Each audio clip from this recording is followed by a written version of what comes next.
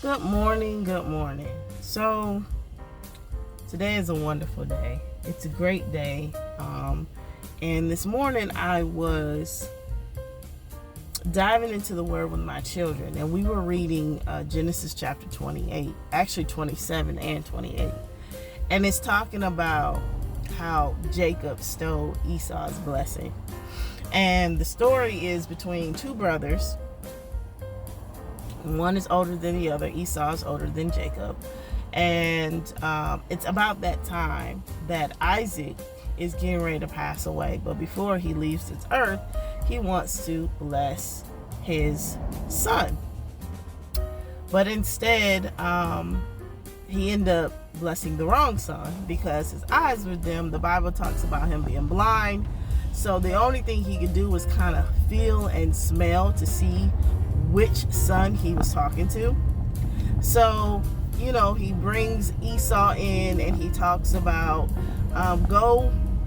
He tells his son to go make him some soup, the porridge that he really, really likes. Well, in order to do that, Esau would have to go hunting. He would have to find the game and then come back, cook it, for his father. While he was doing that, Isaac's wife, Rebecca, overheard the conversation and said, you know what?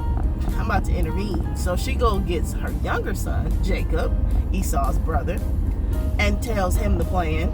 And Jacob's like, oh no, I would be cursed. She's like, let your curse be on me. Don't worry about it. Let's get this done. So Jacob ended up cooking his dad's favorite porridge, putting on some hairy material, some animal cloth on his arms and body, goes in to his father's tent and pretends to be his older brother. His father in return blesses him.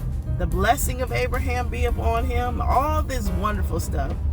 And then after he leaves, Esau returns. Like, I got your game, Dad. I got your soup. Did what you asked me to do. I'm ready for my blessing. All to find out that his blessing, his birthright, was stolen by his younger brother, Jacob. Right? Now, here's the kicker.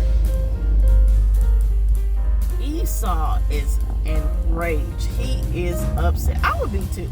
He's mad. He has the right to be mad. His brother, whose name is Jacob, which means trickster, actually just stole his birthright. Yes.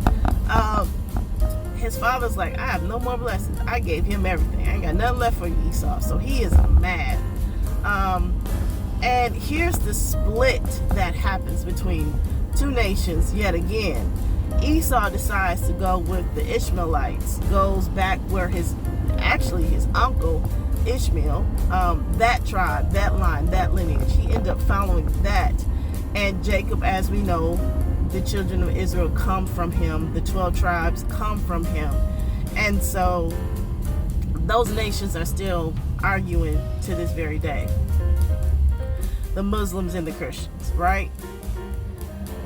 But Esau, when all of this happened, he's heartbroken. He's been deceived. He's been stabbed in the back. He's been betrayed. He is hurt by his family, even his mom, doing this and setting up his younger brother to steal his birthright. I mean, heartbroken. And the Bible, throughout the Bible, it talks about the God of Abraham, Isaac, and Jacob. Never Abraham, Isaac, and Esau. Why? Because of the decision Esau makes after this happens to him. He decides not to follow the God of Isaac and Abraham. He decides to go where his uncle is and go to the Canaanites and dwell there and marry and intertwine and live there. So he becomes Muslim. Right? He makes a decision not to follow God because of the hurt and the betrayal and the deception that happened in his life. And that's where the lesson lies when I was talking to my children this morning. When things come at you that are shocking, okay? The hurt, the betrayal, the disappointment, instead of running away from God like Esau did and running to other gods, run to him. Run to the God. Run to the one and give him the hurt. Give him the betrayal. Give him the pain. Give it to him and say, why did this happen? You can talk to him. You can ask him, what am I supposed to do with this? Why did this happen in my life? Instead of running away from him as Esau did. Esau made a decision in his mind that day. The Bible talks about after he saw his dad and his mom bless Jacob and send him off to marry, I believe it was Rebekah's brother, so that would be their uncle Laban. When he saw that, he decided in his mind to make a decision to go to the land of Canaan and live with the Ishmaelites and dwell there. He made that decision to turn away from God and choose other gods that very day after seeing what happened, after knowing and receiving what happened, the hurt and pain he received in his life.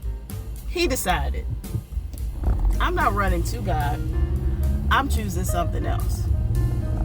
So the lesson I had with my kids today was, despite the hurt, the disappointment, man, we've had some disappointment. The shocker of life that happens, that stings, it burns, it hurts.